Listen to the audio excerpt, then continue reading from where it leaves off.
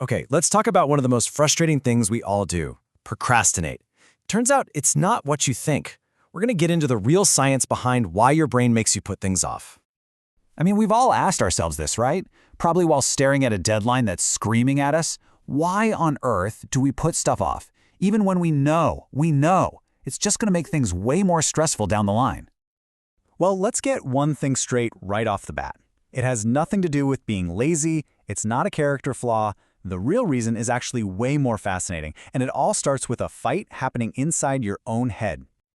Yeah, seriously. It's like a little civil war going on in your brain between two totally different parts of you. So on one side, you've got your limbic system. Think of this as your emotional, impulsive brain. All it cares about is feeling good and avoiding discomfort right now. But on the other side, you've got your prefrontal cortex. That's the logical, grown-up-in-the-room part that handles planning and future goals. So procrastination is basically what happens when your emotional brain just yanks the steering wheel. It sees a task that feels a little uncomfortable, and it just screams, nope, not doing that. Let's go feel good instead. It's all about a quick fix to feel better, even if it messes things up for our future self. But what is it that makes a task feel so bad that we have to escape it?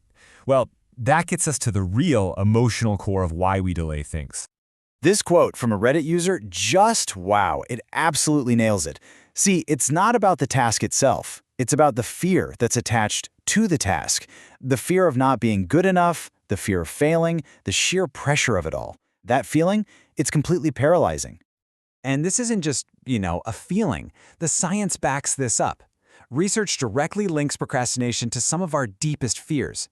The fear of being embarrassed, the fear that if we fail, it means we're worthless, or just the fear of an unknown future. So let's be super clear about this, because it's the whole key.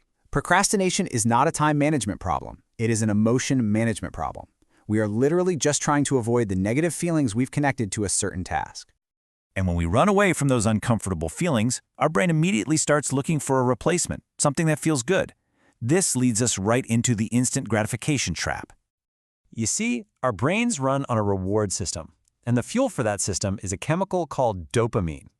It's that little feel-good hit, and our brain is wired to chase whatever gives us a quick and easy dose.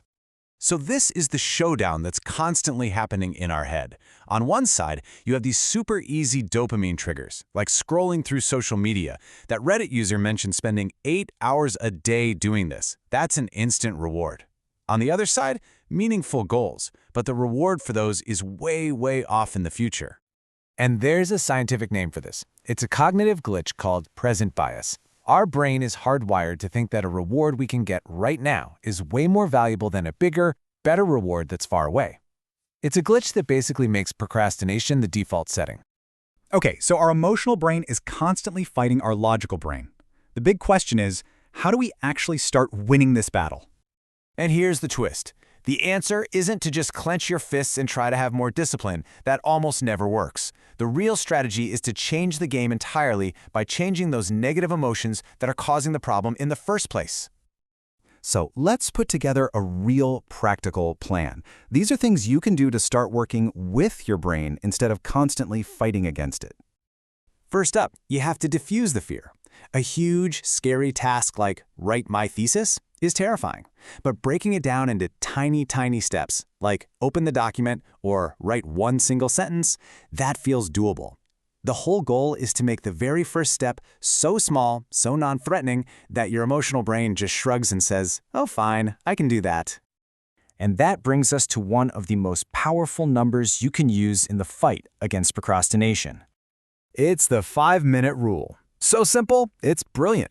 You don't tell yourself you have to finish the whole thing. You just promise yourself you'll work on it for 5 minutes. That's it. Anyone can do 5 minutes, right? The magic here is that getting started is always the hardest part. Once you're past that wall, momentum usually just takes over. And finally, let's make it automatic. This is called habit stacking. You find a habit you already do every single day without thinking, like making your morning coffee, and then you stack your new, tiny 5-minute task right on top of it. It's like you're using the momentum from an old habit to launch the new one.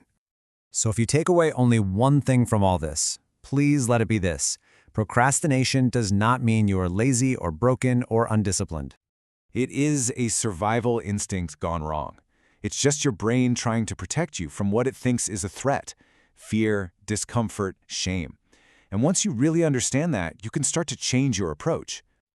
So, I'll just leave you with this final question. Forget about the huge mountain of whatever it is you've been putting off. What is one tiny, ridiculously small step you can take on it, right now?